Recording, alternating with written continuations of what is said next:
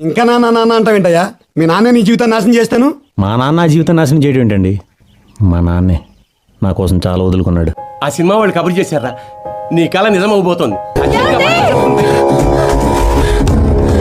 బాబుకు respiratory problem ఉంది. అది లైఫ్ లాంగ్ ఉండే అవకాశం ఉంది. పేరెంట్స్లో ఎవరో ఒకరు ఎప్పుడూ బాబుతో ఉండాలి. ఎంత పెద్ద ఆఫర్ రా! ఇప్పుడు సడన్ గా వెళ్ళనంటే ఎలాగా? ఆర్టిస్ట్ అవ్వాలని నీ కల కదా. నా కొడుకు ఆరోగ్యం కంటే నాకేది గొప్పది కాదు. మీకు నాకు నోరుంది కదా సార్, గొంతేసుకుని ఏమన్నా మాట్లాడతాం. పాపం ఆయన మాట్లాడలేరు కదా. ఏ తప్పు చేయలేదని జరిగిందేంటో నాకు చెప్పాలని ఎంతో ట్రై చేశాను. కానీ నేనే ఈ నోరు వేసుకుని అరిచి తిట్టి చీకొట్టి ఇంట్లోంచి బయటపోమన్నా. నాకు కనపడకుండా ఎక్కడ కనపడతావు.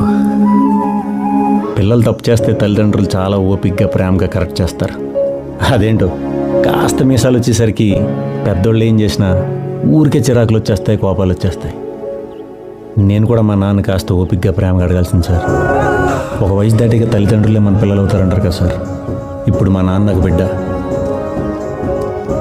ఆ బిడ్డ నన్ను ఎత్తుకున్నాడు సార్. ఎక్కడ నీ వెతకను, ఎట్ట నిన్ను వెతకను, నువ్వు లేని మసకలో ఎట్ట నేను బతకను. వెళ్ళిపోయే వెళ్ళిపోయే